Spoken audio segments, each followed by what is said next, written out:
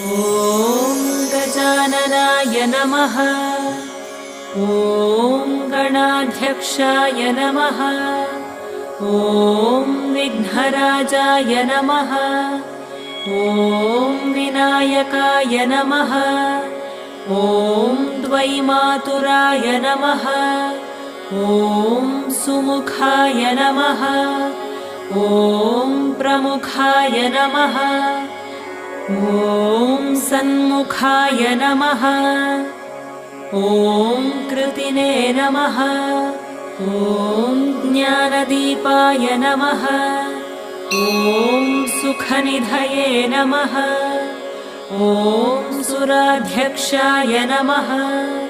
ॐ सुरारिभिदे नमः। ॐ महागणपतये नमः। ॐ मान्याय